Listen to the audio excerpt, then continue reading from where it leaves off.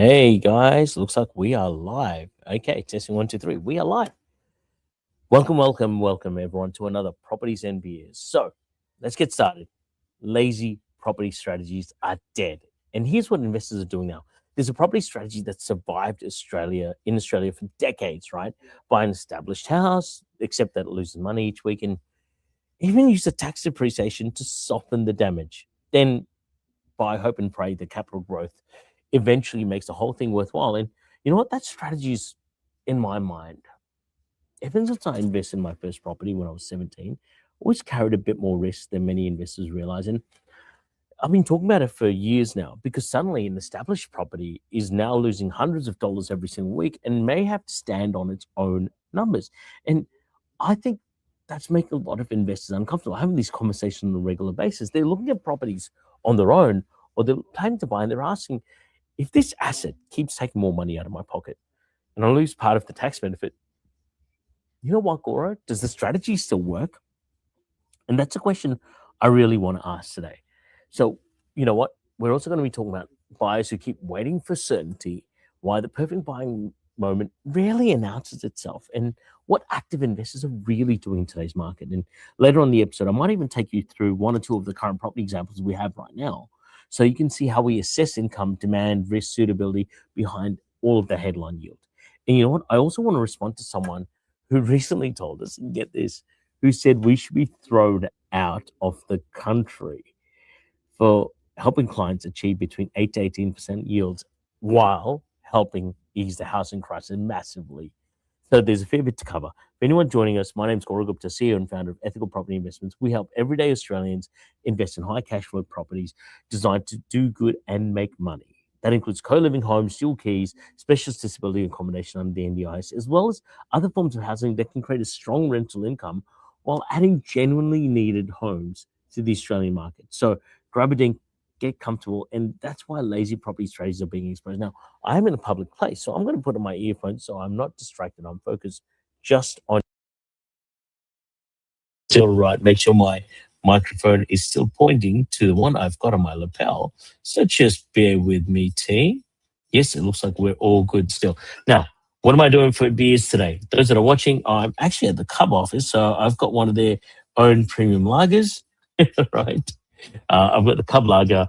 We had a great day today with what we call a core forum over at Cub.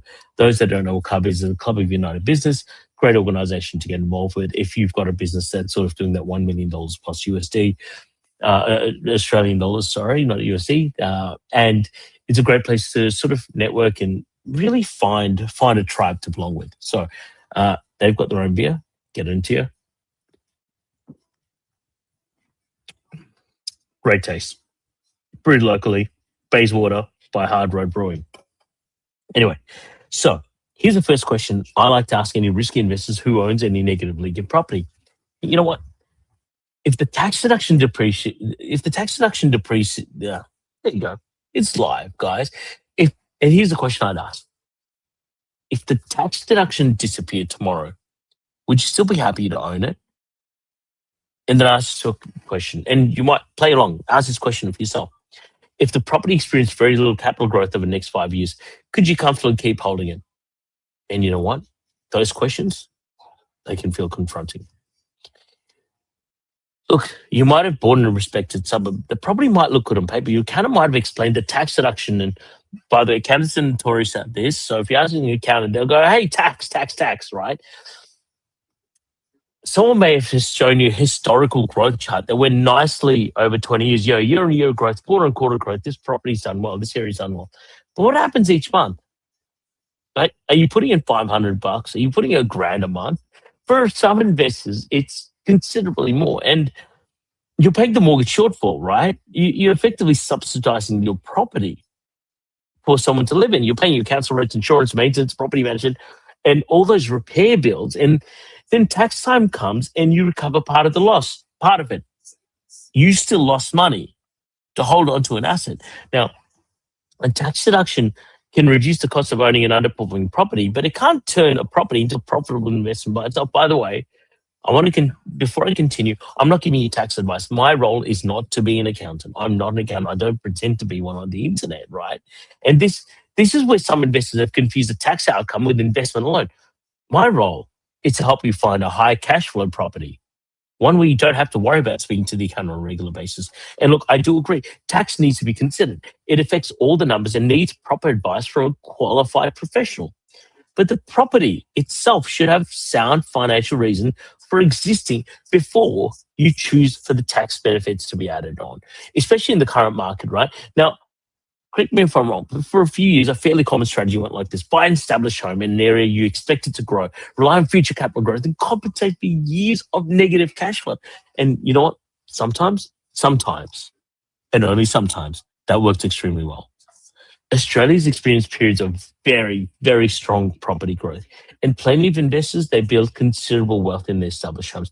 And that, my friends, will continue, just in a different way. At the end of the day, though, what you don't see is that those results hide the pressure that's experienced in the holding period. I mean, imagine a property costing you 15, 20 grand a year to keep. That's normal investments. Over the 5 years, that's $75,000 from your household income before allowing for unexpected repairs or changes in interest rates, especially in existing property. Now, imagine the property barely moves in value during those 5 years. Can you keep going? Does your partner still feel comfortable? Right? Can you buy another property, or is the first one basically eaten into your borrowing capacity? And you know what? What happens when school fees rise for your kids? A business has a slower year, like a lot of businesses are having right now, or somebody just chooses to take time away from work because, hey, life, right? These are emotional questions beyond property because you know what? Actually, let's bring it back. The property doesn't exist separately from your life. Every shortfall competes with something that your family could have done with that money. It competes with something else, right? And I see this all the time, right? Sorry, it's properties and beers. I should be more positive. And I'll tell you why I'm not.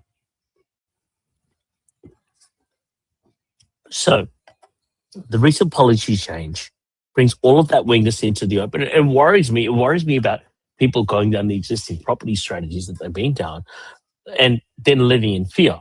Right? From 1st of July 2027, just to be really clear, investors who buy an established property after the budget night on 12th and 26th of May, from memory, won't be able to deduct its rental losses against employment income. Uh, Eligible new builds will still be able to access the gearing benefits, whether it's negative or positive. You'll still be able to access the gearing benefits. And properties held before the announcement, of course, will get grandfathered in. We've heard the word grandfather so many times. Now, this does not make every established property a poor investment. And I want to be clear, right? I want to actually have a comparison. And let me show you a bit of a comparison that I actually saw the other day that I think is really apt and I want to share with you, right? Let's go through it. And that is, now I did a comparison run and I want to share this with you. So if you bought brand new property at 5% versus a established property, because I'm having this conversation so much, people are like, oh, newer properties don't grow, but I believe they do. So let's compare it against established at 7%. You know what, let's play devil's advocate, say new property only grows 5%, established grows at 7%. So let's pretend you bought a property at $1 million. Sorry, just have some round numbers. Now, if you bought a property over 20 years, a $1 million property over 20 years at 5% growth, the established property would go up to 2.26. However, an established at 7% growth, assuming that it'll grow 7% with the current tax changes, will grow at 7%, will go to 2.8. So you're like, beautiful, 2.26 versus 2.89. I know what I'd rather get, and that might sound right. However, when the new capital gains changes, right, your 5% growth, let's say you sold in 20 years. If you sold that one property in 20 years' time, you'd have 388,000 CGT for the established. However, for 7% growth, you'd have $969,000 CGT. So the established, yes, you might think it originally wins by 635,000, but it actually loses. Sorry, you might think it wins by 300,000, but actually loses by more than $300,000 in the long term, even if it grows more. And this is, I'll show you some data and stats to this. I'll put it in the chat. So before I go further, here's a simple test I'd encourage investors to use, right? Take away the emotional attachment to the suburb, takes away the tax refund just for a moment, right? Then look at the property itself. Does the fundamental stack up? How much rent does it earn? What does it cost to hold? How deep is the tenant demand itself? What could interrupt the income? Can it become cash flow positive within a realistic period, like less than 20 years? And what happens if the rate remains where it is? What happens if the rate grows? How long can you and your family hold the difference in that property? And that's where the strategy begins to unravel itself. Because honestly, a genuinely cash flow positive property gives the investor more room to breathe. And that's what it's about, right? Even today, I was speaking to an investor saying, I bought this negatively geared property in X suburb. I won't mention the name of the suburb, from Sydney. Bought it in Melbourne, and I don't know what to do. And I said, well, we need to change your portfolio. It needs to be all weather portfolio that keeps growing despite market forces, right? Because a cash flow positive property might help personal income, improve the ability to build a buffer, and create that next investment easier to consider. Because, and at the end of the day, there is still risk, right? Positive cash flow doesn't remove these things like construction delays, vacancies, management issues, or market changes, right? But the property itself is contributing towards its own costs rather than asking the investor's own salary to do the work. And, for those risks like construction delays, vacancy, management issues, you need a good mentor to mentor you along that process, because not all positive cash flow properties are created equal. And, the thing is that once investors recognize that, another property problem usually appears. So they know the old assumptions are weaker, but they're afraid, and they've got fear around making the wrong move, right? So they wait. And sometimes fear, I believe, and I'm going to use the Tony Robbins analogy, is false evidence appearing real. And the really funny Tony Robbins analogy is F everything and run, right? That's what some investors do in the current market. And it's hilarious to see, right? Where I've got some investors going, yeah, let's go. Let's negotiate on this property that's supposed to be $1 million plus. We'll get it at $800,000 because we know we're smart people, we're smart investors. And other investors go, oh, wait another 6 months. Still that $1 million property is worth 1.1, 1.2. It doesn't make any sense at all, right? So there are investors tonight who've been almost ready for 2 and 3 years too, right? And if that's you, this one's for you. So they were going to move when the rates came down. They were going to wait for the budget. And then global conflict created more uncertainty, whatever Trump did overseas. Then lending policy changed. Someone predicted a correction. Every reason sounded sensible at the time. Yet, you know what? They haven't grown their equity position. They haven't grown their family wealth. They're in the same damn position. So you see, the passive income goal, it's really not changed, right? The need to prepare for retirement has not disappeared. The gap between where they are and where they should be has had more time to grow along with inflation. And you know what? The recent conversation between Mark Boris and domain.com.au president Jason Pellegrino, they made a useful observation. And before I go through it, sorry, I need a bit of lubrication because I sometimes get animated because, they said one recent thing, and that was property buyers often react more strongly to the direction and speed of rate changes than the exact interest rate itself. When your rates move rapidly, buyers pause. They worried that the next increase could affect their budget, borrowing capacity, and lifestyle. You know what? Might be fine, especially if you're negatively geared property, right? When the direction becomes more predictable, transactions begin again. People adjust, right? They're ready to pay more for those properties. If you're not ready to pay more for your property than what you were now, might be time to look at things, because someone who previously expected to buy a 3-bedroom home might look at 2 bedrooms. An investor might lower the purchase budget or change the type of property they're considering. And the market can consider actually moving again while rates remain considerably higher than what they were before. And Daniel, you're right? It's important to explain things to people who might not have an investor mindset, because investor mindset isn't common. Otherwise, we'd all be instead of lucky millionaires, we'd be the unlucky millionaires, because we would have done it out spite of luck, right? Unfortunately, in Australia, we're all lucky millionaires because we got lucky, right? That luck is about to run out. And I've been saying this for a while now, because underlying housing demand doesn't simply disappear every time confidence falls. By the way, people still need somewhere to live.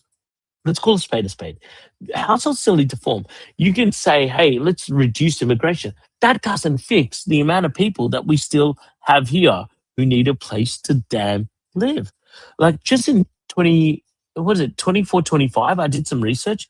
We were short by, what was it, about 60,000 homes. That's not necessarily get worse because people move for work, relationships, education, family, population growth. This continues to outpace pressure, housing in many areas, creating more pressure on the housing because, you know what, I think the decision and the timing of the budget was unfortunate. When you're unsure about the next 6 months, you know, you as an investor might choose to pause. What we saw is that smart investors bought at that time. What we saw when in rapid rate rises increased expectations, we see when government policy changes, people choose to pause, right? And you know what? It's human nature. Unfortunately, human nature doesn't make us wealthy, right? We see when the economic outlook shifts unexpectedly. Investor lending, it can slow down because investors are trying to work out what the new environment will be. And you know what? The reaction kind of understandable. You shouldn't make a financial decision while ignoring risk. Let's call it spade a spade. You shouldn't. But at the same time, there's a cost to waiting without investigating. I'll repeat that again. There's a cost to waiting without investigating because property values, they're going to move whether you're watching them or not. Construction prices are going to move whether you're watching them or not. They're going to continue to change. And your borrowing capacity might just decrease. A finance window might just close to you. And another year might just pass without building that passive income that you said you chose to, that you wanted, right? That passive income that you said that you needed for your family. And you know what? Waiting is still a decision. If you choose to wait, that's still a decision that you've chosen to sit on the fence. And even when nothing's happening, you might just get splinters, and that's what sitting on the fence is like. Yeah, and this might sound a bit harsh, but this is me speaking from my truth. A common investor mistake is trying to identify. I sure it's true one. A common investor mistake I see all the time is trying to identify the bottom of the market. You know, people want rates to reach the right level. They want price of property to be cheaper. They want strong evidence that growth's about to return. They want to move before everyone else notices. You know what? That's like trying to catch a falling knife. It ain't gonna happen. You're trying to catch a knife as it's falling. Not gonna happen. The combination rarely appears. And those that do it get lucky. And it's nothing more than luck. It's not strategic, it's not analysis, it's guesswork and luck. And by the time the future looks safe, many other buyers can see the same information because confidence is going to return across not just to you, but the entire market. Competition's going to increase at the same time. Vendors are going to be confirmed going, I know my shit's the best shit on the planet, right? Lenders, sorry, I have to say it out loud. Lenders are going to receive more applications. And the buyer who waited for certainty might find that there are opportunities to change. You're not going to buy that property that should have been worth $1 million back at $800,000 because that's what some of my buyers are doing now. That doesn't mean, by the way, you should be rushing into whatever's available. You should get some advice around it. You should get some experience behind it because property has historically rewarded investors with a well-chosen asset enough and given enough time to perform. But time alone can't rescue the wrong deal. The property still needs the right purchase price, rental demand, cash flow location, and long-term fundamentals. And you can ask AI for an estimate to buy in areas like Yanchip, which I'm seeing a lot out there. Don't get me started on that one. I'm also saying AI recommend people invest in Northern Territory. The tools might give you a starting point, but let's be honest. If a tool is going to give you a data point, the only data point you should look at is population growth. You should not be looking at what's grown in the past because what's grown in the past won't grow in the future.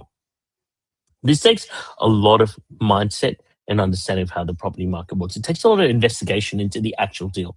If it means accepting that the informed property decisions are always going to contain some sort of uncertainty because property itself is a long-term asset. Don't forget that, right? If your planned holding period is shorter than the time it takes to design, build this home, you might be asking property to do something it wasn't supposed to do because, you know, the Mark Forrest and Pellegrino conversation at Domain, Pellegrino from domain.com.au also addressed investors whose main goal is making a quick profit through flipping or creating investment around those tax outcomes. I actually might post that, by the way, on the chat.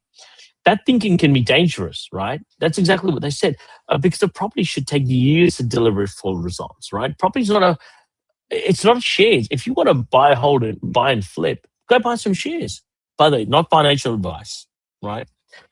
The investor needs, I believe, should have income, patience, and financial capacity to hold through periods that really could feel uncomfortable. Being strategy ready doesn't mean you're committed to buying a property right now.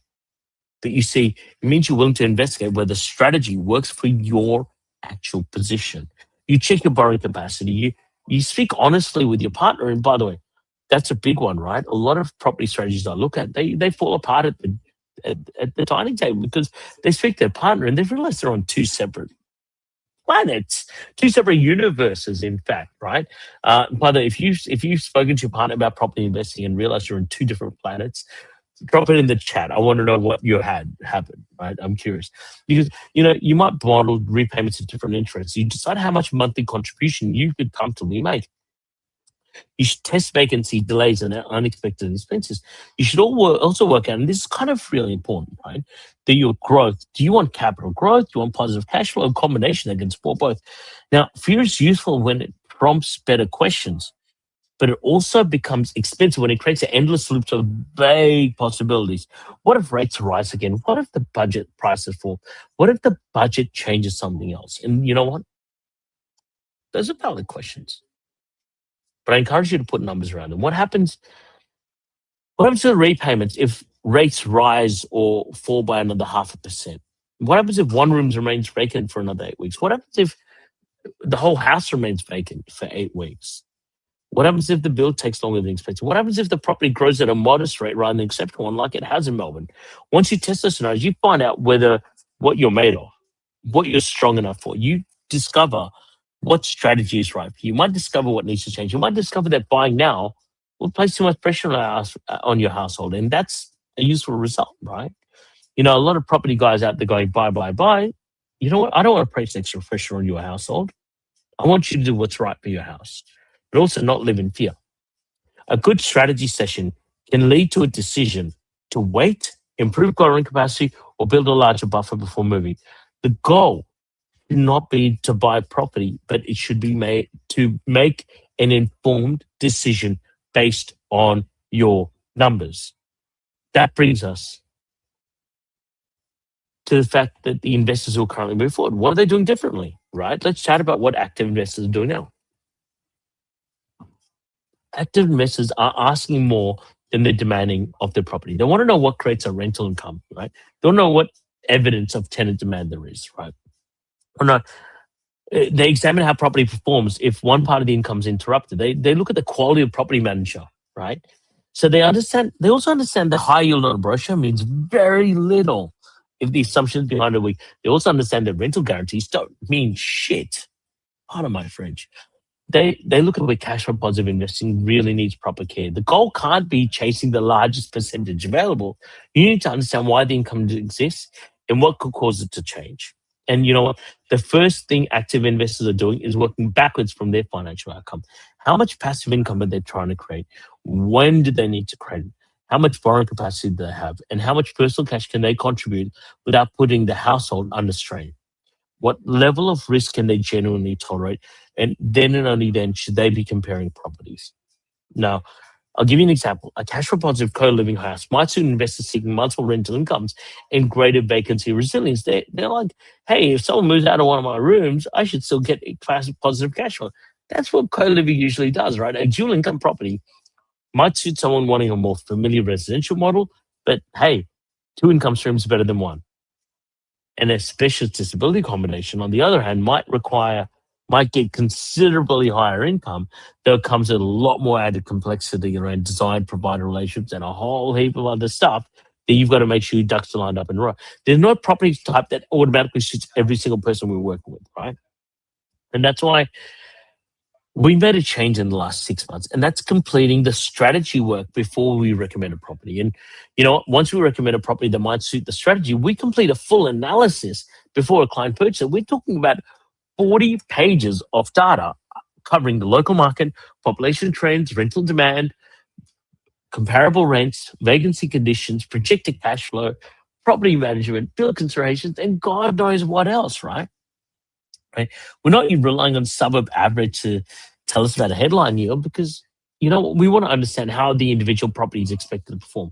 What assumptions that forecast depends on, what could cause that resultant change. So, you know what? Let me show you an example. Let me talk about an example that we've got, right?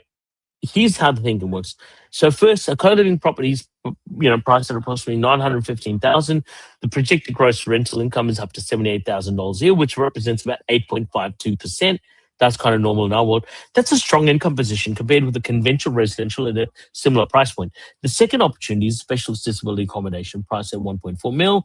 We're talking about 140K a year, representing a gross yield of 12.43%. Now, a cash flow positive projection needs to survive more than the optimistic scenario. We see what happens when the income becomes later, expensive increase, or one source of rent is interrupted. But the above two are already completed properties you can purchase right now and get that rent. Now, that's where an attractive property either becomes a serious investment candidate or gets removed from consideration. Now, these two properties aren't generic properties, as I said before. From an online list, we randomly pick for a property sales and marketing agent. Each property goes through our analysis before it's considered for a client, and every recommendation still begins with the investor's personal strategy because strategy should be key in the current market. So, you know, recently ran an ad discussing properties producing between 8 and 18%, and someone said, are you serious, mate? You need to be thrown out. I understand why the numbers can be confronting. Your experience of a property is earning $600 to $700 a week, and 8 to 12 and even 18% can sound a little bit like bullshit. You need to look at what actually produces the income. We help develop co-living homes that help fix the housing crisis, right? We work with dual key homes that put more than one dwelling on the land. These properties, they add housing, supply. They give people somewhere suitable to live, and whether it's individuals, families, new immigrants, etc. And with a plan built to manage well, they can reduce, they can produce, positive cash flow for the investor. So how does someone being thrown out for creating more affordable and specialist housing in the middle of a housing crisis work? I'd rather contribute to the solution than spend time commenting on sidelines on someone's Instagram and Facebook, right? Because the income is connected to a real housing need that we have. That still, by the way, doesn't excuse pure due diligence, right? And I want to talk about a suburb that we had presented by a sales agent, and it was really funny. That suburb was. Oh, geez, I'm giving away a bit of the secret sauce. We had a suburb presented in the northern suburbs of Melbourne that I knew there was an issue, right? And we had, I think, what was it? We had about 3 people looking for 10 rooms. That, my friends, is a bit of an oversupply, and that's the kind of stuff we run the other direction from. All right. So be wary. Not all co-living is equal. We do a whole heap of research. We do, 40 pages worth of data on our properties to make sure that they're relevant and they work well, right? So, let's bring this together. The government's negative gearing change have put a spotlight on established properties that depends on ongoing losses and personal tax deductions. So if you have a property before the budget night, maybe you might be safe. But for newer purchase of established housing, the strategy really needs to be examined carefully, and strategy is key. It doesn't mean that everyone needs to sell the established property. It means that every investor should know what it takes to carry the asset, to hold an asset. Is your rent doing enough? Can you manage the shortfall? Do you have the right mindset? Does the property have realistic path towards positive cash flow?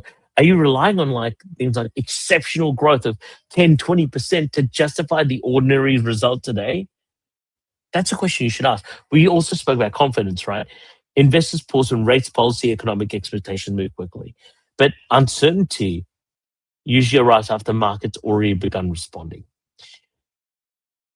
And my friends, you don't need to pick the exact one. What you need is a strategy that can survive a range of possible outcomes. And finally, we looked at what active investors do now. They're testing their finances before choosing a property. They're investing in the source of rental demand. They also look for cash flow positive opportunities that add housing that can be held for the long term. They're also willing to walk away when the numbers don't fit. And if this exposes raised questions if this episode, has raised questions for one of your current properties, or you'd like to test whether a positive cash flow strategy could work with you, reach out to the team. We can go through your goals, borrowing position, current portfolio, and then test the available options. And you might be ready to move now. You might need to prepare for another 6 to 12 months.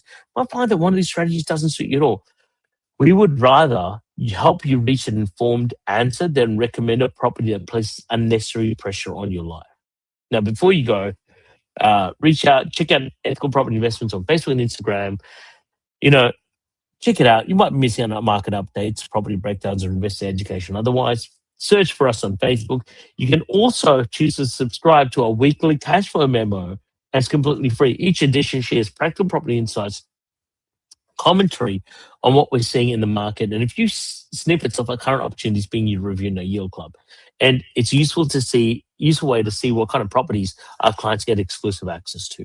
So thank you for joining me for another episode of Properties and Beers at the Cub Office, guys. Have a great evening. Enjoy your drink. Have a great weekend, and don't do anything I wouldn't do, kids. See you later.